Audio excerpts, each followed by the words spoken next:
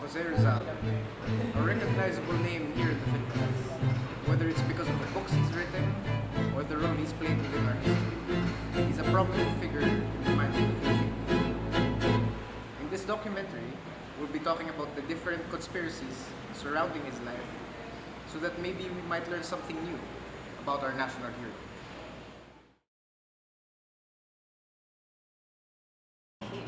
So that's actually a pretty interesting theory, don't you think that? I do agree. I think a lot of people also have that same misconception. But what is a genius?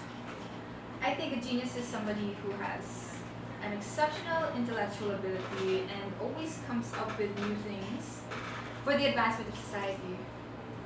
What about a prodigy? Well, a prodigy is someone with inborn talents and has the capability to do meaningful outputs at the level of the expert.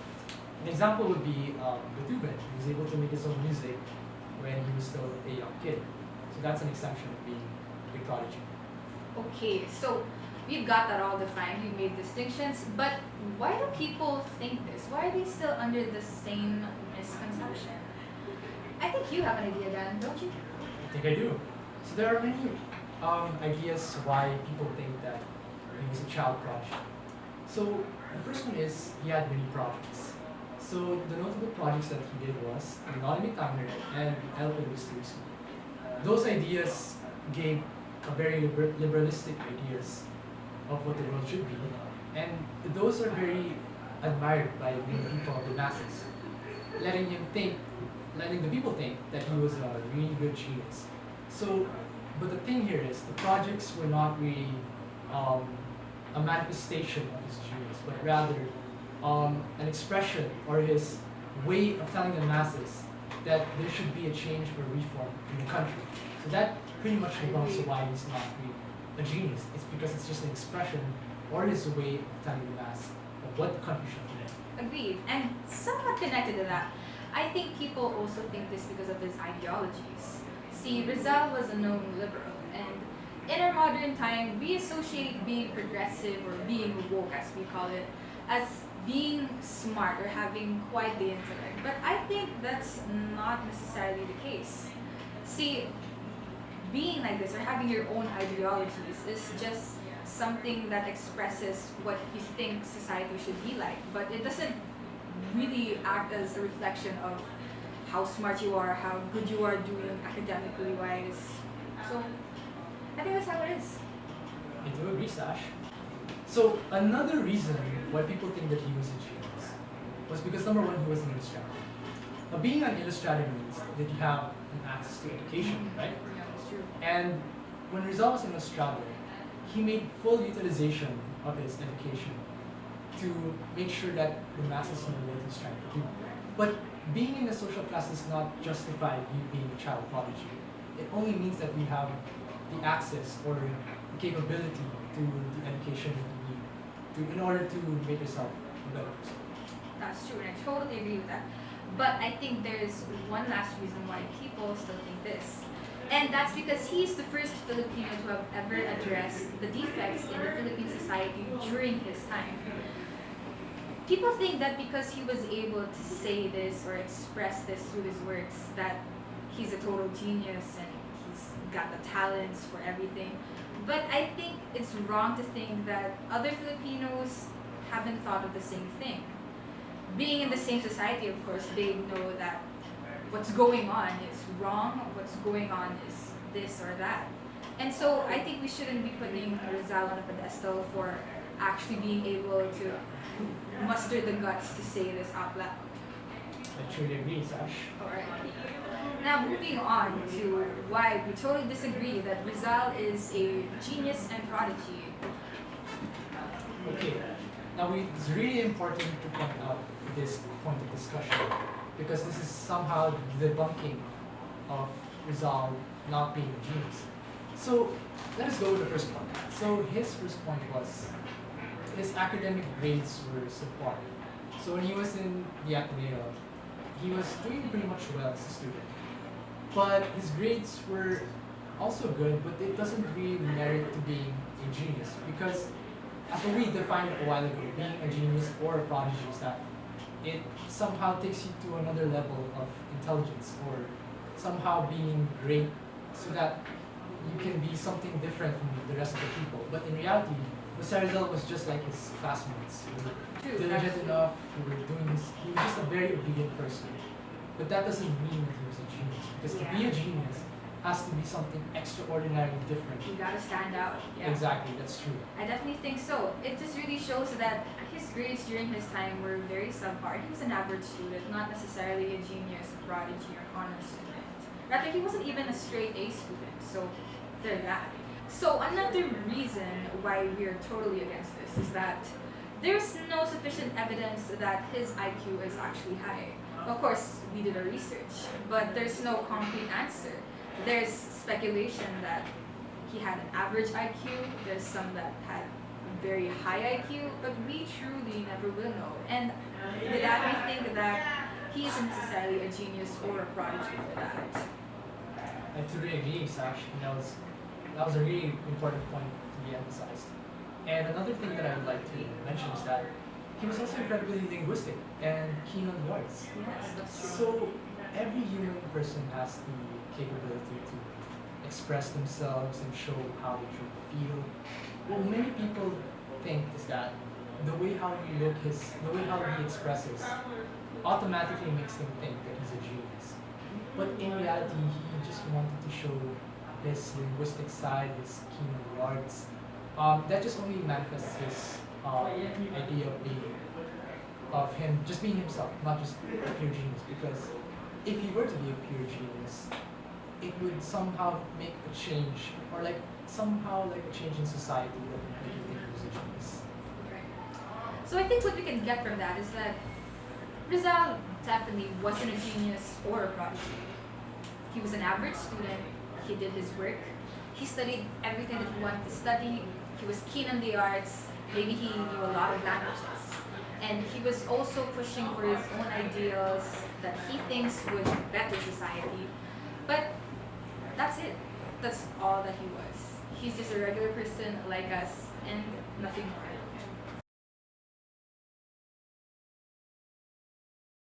So do you ever wonder about how Rizal got the name of the characters for Nolan Theory, specifically Maria Clara? Well, if you check out like the dating history of Rizal, you won't see any name like Maria or Clara.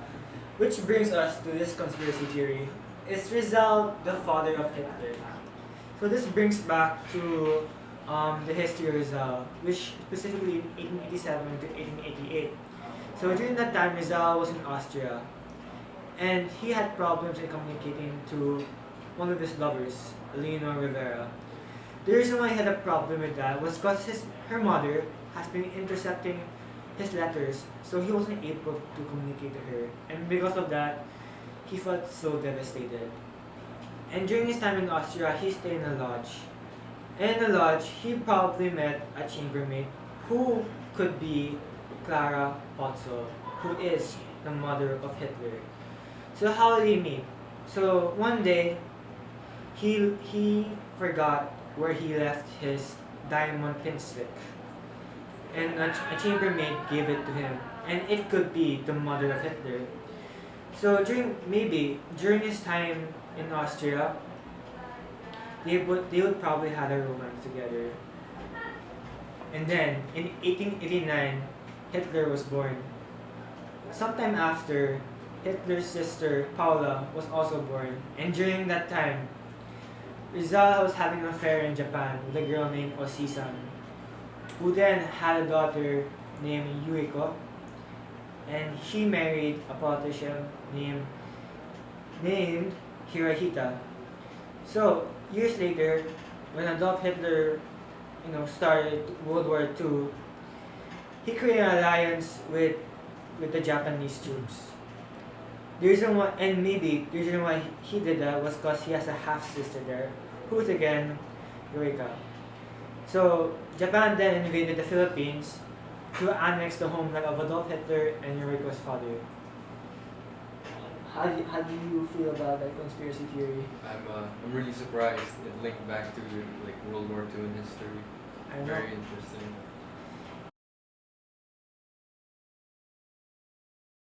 So the next conspiracy is Rizal as a spy. So did you know Rizal was was suspected as a spy by the German government? No. Well, it happened during Rizal's Euro trip. Rizal was moving in various places in Germany based on the Baedeker guidebook, and he was accompanied by Dr. Maximo Viola. And during their multiple visits all over Germany, the chief of police of Germany would actually question Rizal on his various trips, as well as the people he met. He also questioned Rizal's passport. And because Rizal didn't have a passport at the time, he was threatened with deportation. Eventually, Rizal was able to clear up the process and no further allegations were prosecuted. However, it's also a fun fact to know that Rizal was actually knew how to use a cryptograph. A cryptograph is a machine that allowed a person to actually encode his entries using different syllables and other things. You use another device to unlock it using a keyword. Rizal used these encoding measurements to talk about people he didn't like in his diary, and that's the conspiracy of Rizal. So, what do you think? Was he a spy? Well, it seems like he is, but I don't want to bring up like conclusions or anything. That could affect Philippine history. That's pretty cool.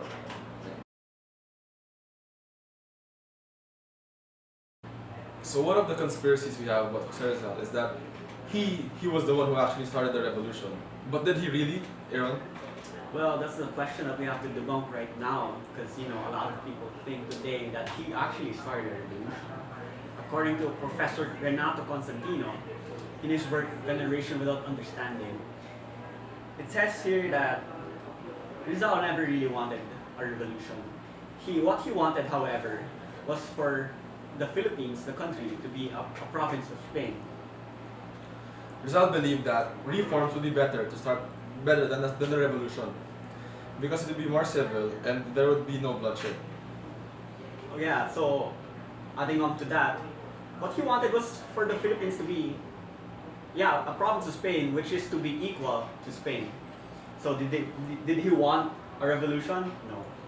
He wanted equal rights for Filipinos because in the eyes of Spaniards, the Filipinos are lower. So that in order to change that, he believed that reforms was the way to go. But there you have it. While many of these conspiracies have not yet been proven true or false, I hope you have learned something from this and will come to your own conclusions regarding the life of Jose Rizal.